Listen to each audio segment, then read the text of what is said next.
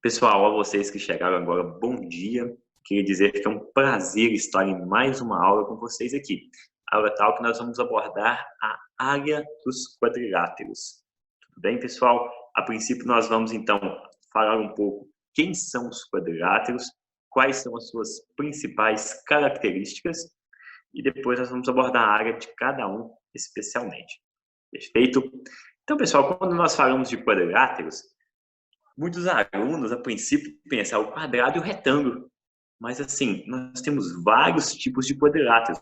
Essa imagem aqui abaixo, ó, ela já nos dá uma informação de vários quadriláteros. Retângulo, quadrado, o losango, o trapézio e um paralelogramo.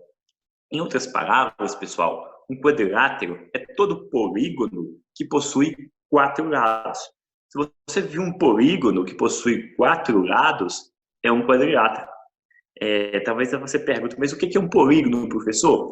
É toda figura plana que ela possui o mesmo número de vértices coincidindo com o número de lados.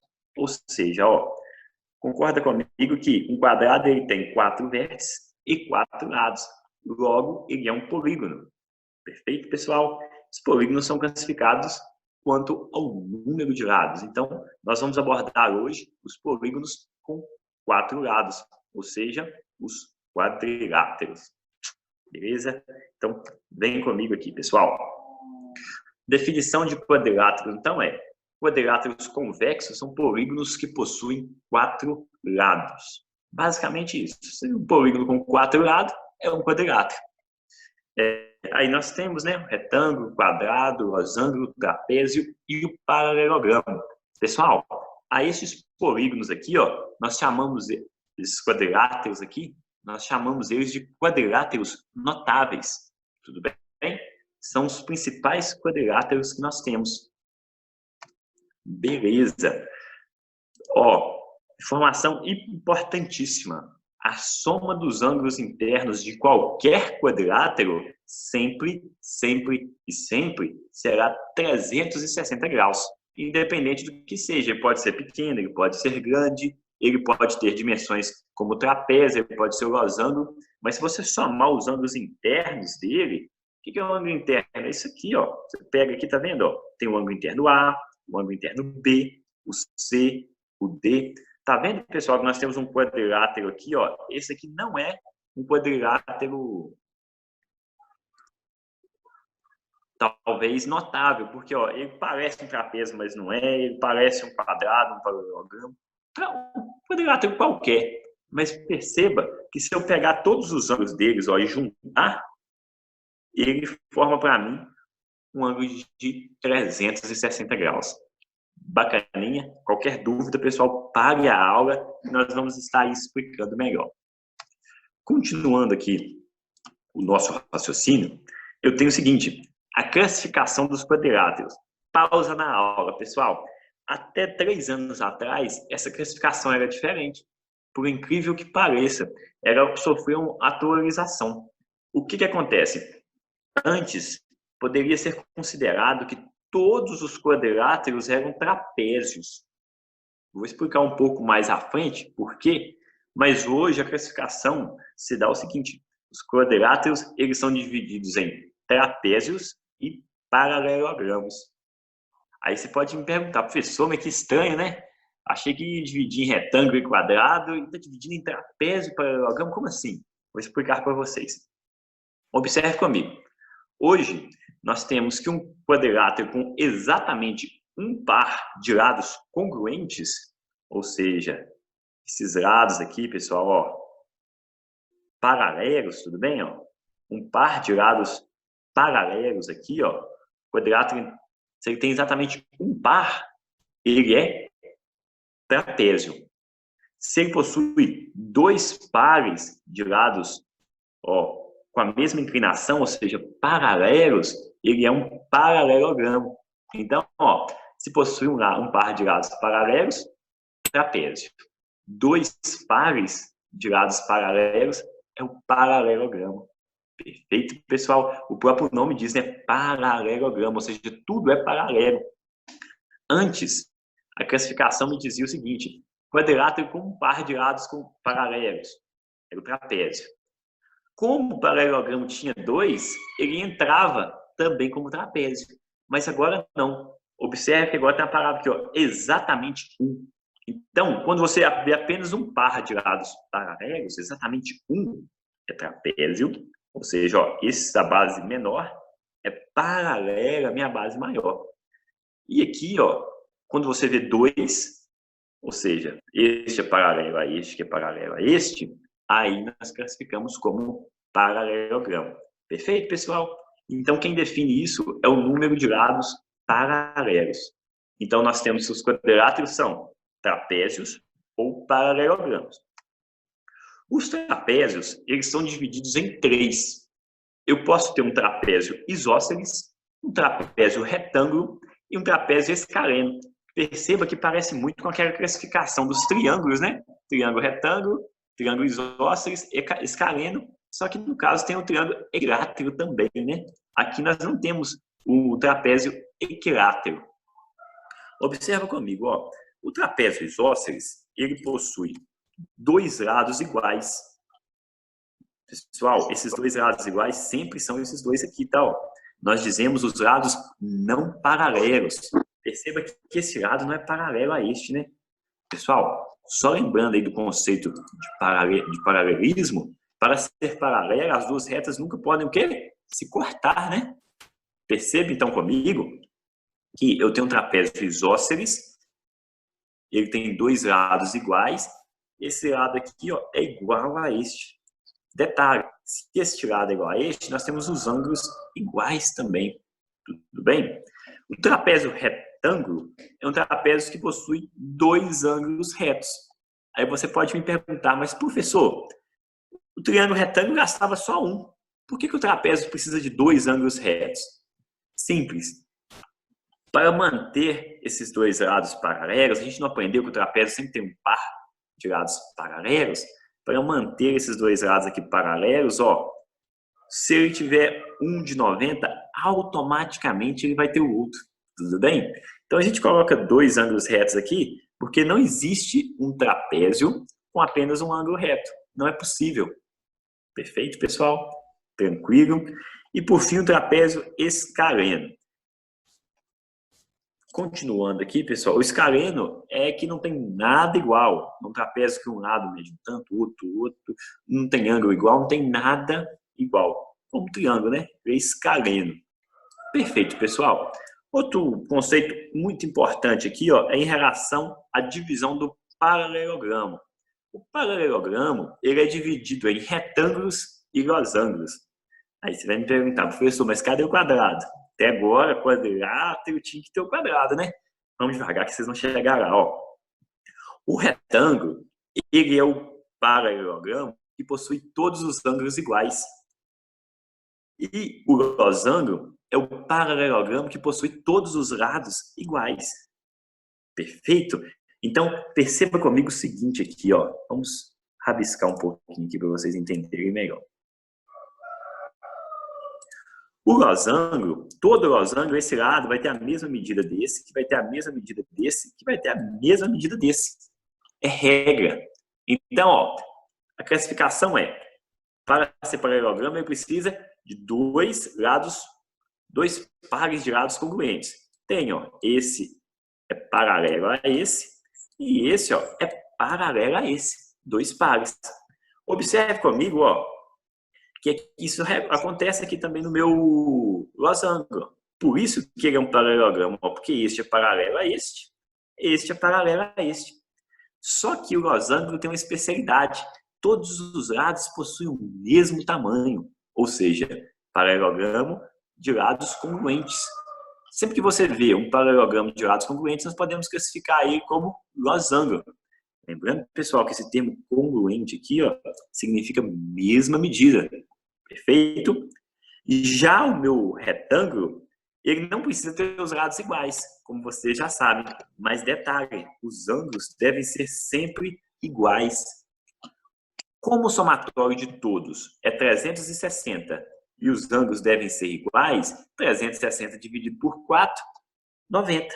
Ou seja, todos os ângulos de um retângulo sempre medirão 90 graus. Beleza? Tranquilo, pessoal? Então, ó, os lados são diferentes, mas paralelos entre si. Mas o foco do retângulo, ó, é ângulo igual. O foco do losango é lado igual. Agora, quem é o paralelogramo ou o quadrilátero que tem os ângulos iguais e os lados iguais?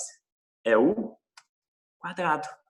Então, pessoal, perceba que o nosso bom e velho quadrado aqui, ó, ele pode ser tanto um retângulo quanto um losango. Perfeito? É muito interessante essa classificação, pessoal, que existe algumas pegadinhas aí que eles deixam em concurso, que eles deixam em vestibulares e Enem, que é o seguinte, ó, todo quadrado, vou botar meu laser aqui para ficar mais... Todo quadrado pode ser classificado como um retângulo. Por quê? Porque ele tem ângulos, os ângulos deles são todos iguais ou congruentes. Mas nem todo retângulo é um quadrado. Todo quadrado pode ser considerado um losango, mas nem todo losango é um quadrado. Perfeito, pessoal? Tranquilo até então? Vamos para frente. Área do quadrado e do retângulo. Tá. Agora nós já vimos os principais quadriláteros notáveis.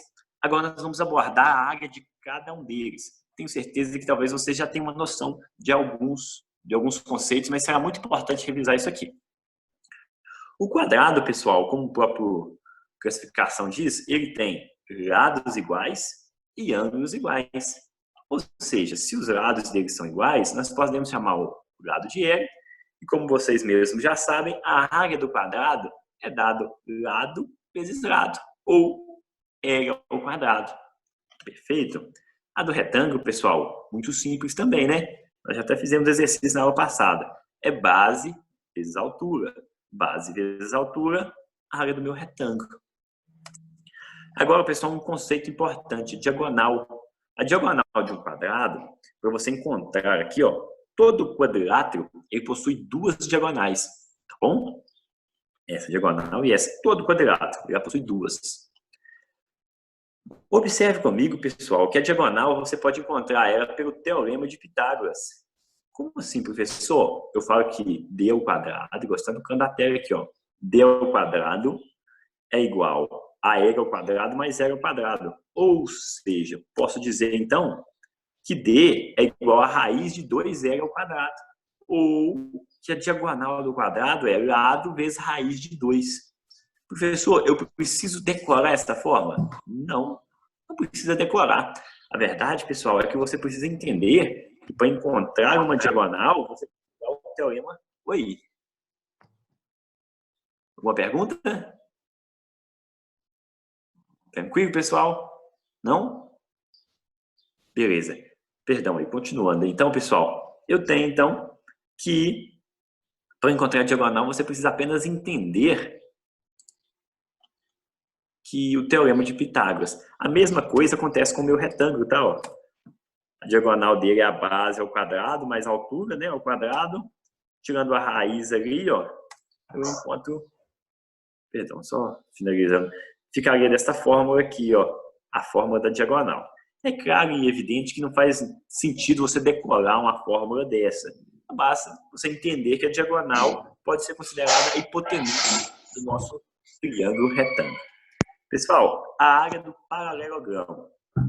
Tema importante também, ó. Eu tenho um paralelogramo aqui, ó, e eu até deixei demarcado esse trecho aqui, ó. Paralelogramo meu e aqui. Observe comigo.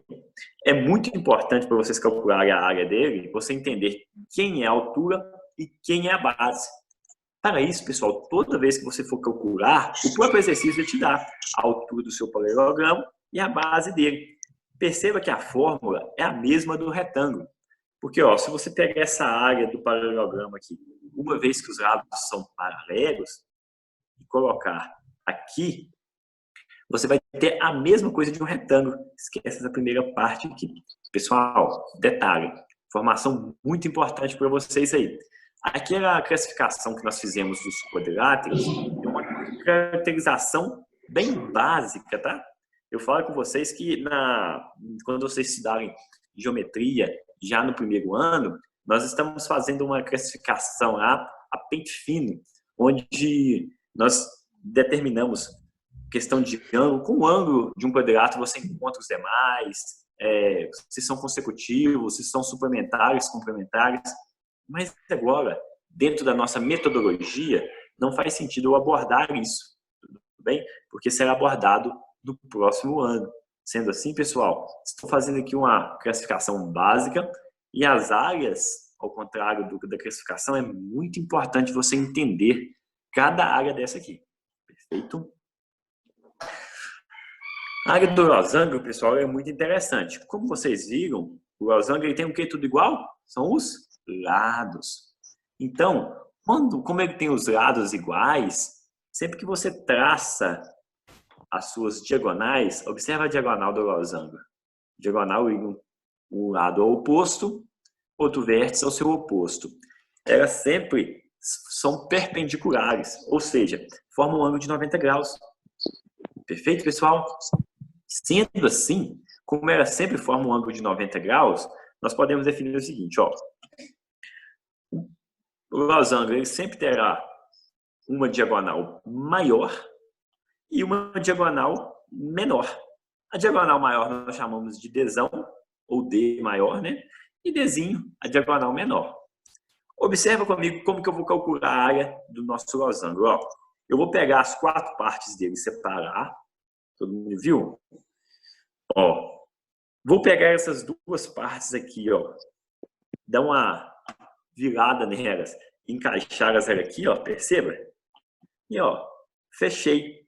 Observe comigo que as diagonais ficaram da seguinte forma, ó, a maior continuou da mesma forma, só que a minha diagonal menor, ó, ela ficou só a metade. Ou seja, eu peguei essas 2 partes aqui, encaixei nas de lá. Aí você pode me perguntar, professor, mas sempre eu vou conseguir fazer isso? No losango, sim.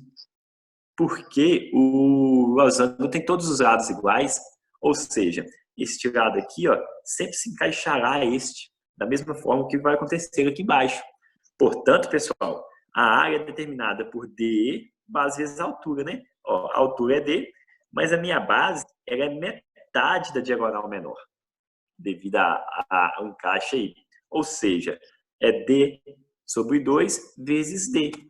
Portanto, a área do meu losango é dada pela multiplicação das diagonais dividido por 2.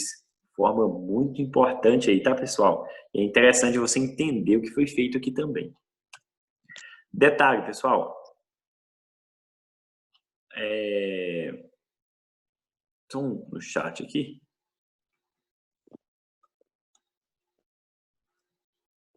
Tá. Pessoal, detalhe. Uma coisa muito importante que eu preciso abordar com vocês.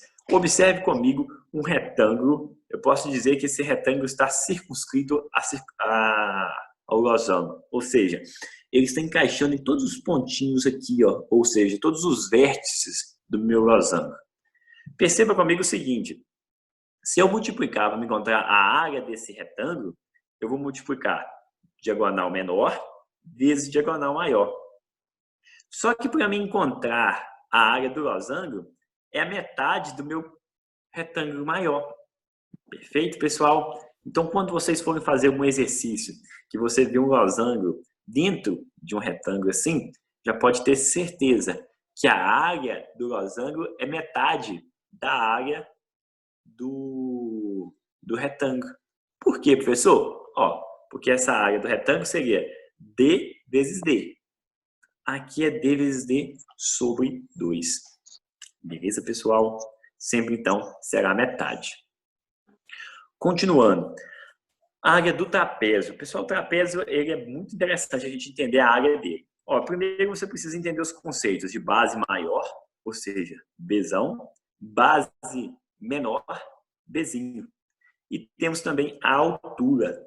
Perfeito, pessoal? Então, 3 informações aí, ó. Para calcular a área do meu trapézio, você vai somar a base maior com a base menor, entre aspas, tá, pessoal? Perdão, entre parênteses, porque esse resultado aqui você vai multiplicar a altura e dividir por 2. Existem outras formas de calcular o trapézio. Pessoal, na verdade, estou ensinando a calcular aqui da forma mais simples, tá? Mas todas essas figuras possuem N formas de ser calculada a área. Eu falo para vocês que, por exemplo, o triângulo, apesar dele não ser um quadrilátero, eu conheço 6 formas de calcular o triângulo. Pode calcular ele pela lei das áreas, pela forma de Elon. Existem N formas. Mas, assim, estamos ensinando a vocês a forma mais fácil para você não precisar preocupar com tanta coisa quando você fazer um Enem, um vestibular, tudo bem? Mas se você quiser pesquisar aí ou ter no decorrer do nosso curso, vou estar ensinando vocês a calcular das demais formas. Detalhe, pessoal, existe um conceito muito importante aqui no trapézio, que é o conceito de base média. Por isso que esse parece BM aí, ó. Para quem toca violão, pessoal, não é um si menor, tá? É um base média, tudo bem?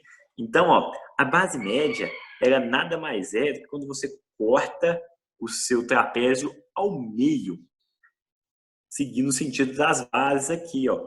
Para você calcular esse segmento da base média, como que é feito?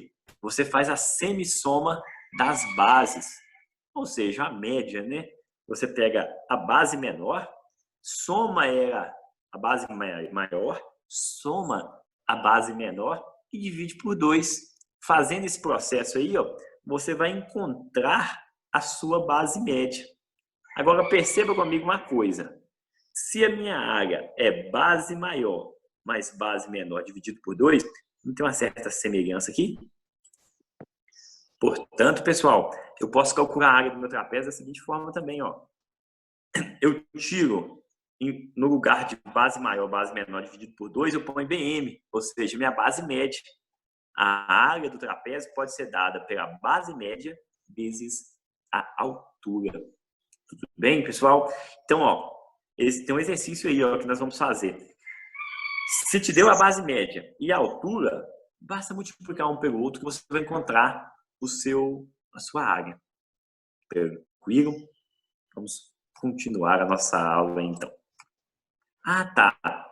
Muito, muito importante. Um outro conceito, pessoal, pouco abordado, talvez na apostila ou em outros cursos, mas que pode ajudar muito você a resolver exercícios, é a mediana de Euler. Observa comigo, ó.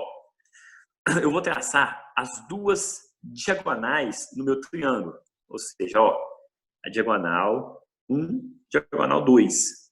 Observa que aqui eu formei um triângulo pequeno entre a base média e minha diagonal, não foi? Essa mediana aqui, pessoal, nós chamamos ela de mediana de Euler. Esse trechinho aqui, ó, que forma esse triângulo, a base desse triângulo, ela nada mais é do que a semidiferença das bases, tudo bem? Se você pegar as bases, subtrair uma pela outra e dividir por 2, você vai encontrar aqui, ó, a mediana de Euler. Muito interessante esse tema abordado, tá, pessoal? Continuando aqui, nós vamos agora resolver alguns exercícios. Mas como é de ciência de vocês, quando você for fazer os exercícios, nós vamos linkar uma matéria a outra. A própria apostila já faz isso de forma automática. Observe para você ver, ó. Determine a área dos quadriláteros abaixo. Eu tenho um lado do meu retângulo 12 decímetros e outro lado com 50 centímetros. Então, ó, as minhas medidas estão diferentes, não estão? Pessoal, é muito importante que quando você tiver medidas diferentes, você transforme ela para a mesma. Ou seja, ó, aqui eu vou transformar centímetro para decímetro. Para me transformar de centímetro para decímetro, lembrando da nossa aula passada, basta eu dividir por 10, porque o decímetro é o próximo do centímetro, né? Será só um salto. Ou seja, eu terei aqui, ó, 5 decímetros. Tudo bem? Como as minhas unidades agora estão conversando, eu posso calcular a minha área. Detalhe, pessoal, não é obrigatório transformar o 50 para decímetro. Você pode transformar também o 12 decímetros para centímetros. Tudo bem? O exercício aqui não exigiu nenhuma medida. Há momento que o exercício vai pedir aqui, ó, calcule em metro. Aí você tem que transformar tudo para metro aqui e depois operar a multiplicação para encontrar a área. Tranquilo, pessoal? Detalhe importantíssimo. Jamais, nunca, Mano, eu nunca não e entendi, não. nunca, Você me explica de novo? explico, só continuando aqui, nunca multiplique medidas diferentes, tá? Se está em decímetro e o outro está em centímetro, multiplica diferente, não. Você tem que transformar para a mesma unidade. Explicando de novo aí, Luiz, ó, como as unidades são diferentes, né? O primeiro passo, eu escolhi vou calcular isso em decímetro. Transformei o que estava em centímetro para decímetro. Na transformação, Luiz, caso você tiver alguma dúvida, vai de encontro àquela tabelinha que a gente estava conversando na aula passada, tá? Como que é feito aqui, ó? Como eu tenho centímetro e depois o decímetro, bastou dividir por 10 para eu encontrar. Se fosse, por exemplo, transformar para metro, eu teria que dividir por 100. Então, ó, quando você for fazer isso, deixa a tabelinha no canto lá, para facilitar seu cálculo, tá bem? Agora, entendeu, Luiz? Então, agora, como eu tenho aqui, ó, a base e a altura da mesma forma, eu posso calcular, ó. A minha área será dada por 12 vezes 5, 60 decímetros quadrados. Pessoal, muito importante. Área sempre em decímetro quadrado ou medidas quadradas. Pode ser metro, pode ser quilômetro, hectômetro, mas que seja quadrado. Tudo bem? Aqui, pessoal, nós temos um exercício que é até o H, que vocês vão fazer. Eu achei que vocês talvez teriam um pouco de dificuldade. Eu até fiz aqui e deixei como exemplo, tá bom? Tem um trapézio. A área do trapézio é dada por esta fórmula aí. A base maior minha é 75. Base menor minha é 12. Multiplicado por 27, que é a minha altura. Bem, ó, só substituir as informações ali, ó. Agora, pessoal, eu vou fazer uma propriedade distributiva aqui. Eu vou pegar esse 27, vou multiplicar o 75 e é o 12. Raiz de 27 multiplicado por raiz de 75, basta você multiplicar o 75 por 27 e continuar na raiz. Tudo bem? O mesmo ocorre aqui, ó. Multiplicando 27 por 12, tenho 900. A raiz quadrada de 225 é 45, a de 900 é 30. Operando aqui, pessoal, tenho 75 sobre 2, ou seja, a área do meu trapézio é 37,5 centímetros. Detalhe, pessoal, se você quiser passar isso aqui, ó, para metro, basta você estar... Estou vendo o chat aqui. Ah, tá. Quiser transformar para metro, basta você lembrar que a regrinha da área é 10 ao quadrado, como vimos na aula passada. Então, ó, a cada salto que eu der aqui é 10 ao quadrado, a cada salto que eu der aqui em metro linear é apenas 10. Exercício muito interessante, ó. O lado do quadrado ABCD mede 6 de comprimento. Calcule a área do triângulo AEFC. Ó, eu tenho então que esse lado aqui mede 6. Como é um quadrado, todos os lados medem 6. Mas perceba que a base do meu outro quadrado é a diagonal deste, primeiro. Ou seja, eu preciso então, primeiro, calcular aqui a minha diagonal. Como é o quadrado, a diagonal será 6 ao quadrado mais 6 ao quadrado. Ou seja, estou usando aqui o teorema de Pitágoras, né? É igual a raiz de 72. Agora, a minha área do meu quadrado maior vai ser lado vezes lado. Como o lado é a diagonal, ó, no lugar do lado eu vou por raiz de 72 ao quadrado. Posso cortar o quadrado com a minha raiz aqui, ó. Eu encontro 72 centímetros quadrados. Beleza, pessoal? Qualquer dúvida aí, só falar comigo, pausar a aula. Estou à disposição, tá? Por fim, pessoal, exercício número 3, um exercício um pouco mais complexo aí, ó. Ele é da Olimpíada Brasileira de Matemática das Escolas Públicas, né, OBMEP. Observa comigo, ó. A figura a seguir é formada por dois quadrados, eles estão na cor lilás aí na nossa imagem, né? De lado 6, ou seja, se é de lado 6, esse lado mede 6, esse lado mede 6, todos os lados dos meus dois quadrados irão medir 6. E temos dois triângulos também, ó. Se M é o ponto médio de AB, para tudo. Pessoal, ponto médio ou ponto de equilíbrio de um determinado segmento é aquele ponto que representa o meio do segmento. Ou seja, de M a A possui a mesma distância que de M a B. Ele é o meio do segmento, tá? Ponto médio, o ponto de equilíbrio. Então, pessoal, pergunta qual que é a área total da figura. Olha, uma figura bem estranha, né? Mas para a gente calcular a área de figuras estranhas, a gente divide ela em figuras que a gente conhece. Perceba comigo que eu tenho dois quadrados de lado 6 e dois triângulos com a seguinte medida, ó. Vou dar um zoom aqui que vai ficar mais fácil para a gente entender. Ó, meu quadrado tem lado 6. Se M é o ponto médio de ABC e ele mede 6, a M vai medir metade de 6, né? Ou seja, 3 aqui e 3 aqui. Vocês concordam comigo? Porque ele é o ponto médio. Se tudo mede 6, a B mede 6. Então, a M irá medir metade, ou seja, 3. Agora, para calcular a área, ó, vamos calcular a área do quadrado primeiro. Quadrado é lado vezes lado. Eu tenho, então, ó, que todos os meus dois quadrados lilás, eles possuem valor de área 36, que é 6 vezes 6. Agora, nós vamos calcular do triângulo. No triângulo, não é base vezes altura dividido por 2. Perceba comigo que eu tenho, ó, 6 vezes 3 dividido por 2, né, ó? Ou seja, 6 vezes 3, 18, dividido por 2, 9. Então, a área total da minha figura será a soma dos dois quadrados e dos dois triângulos.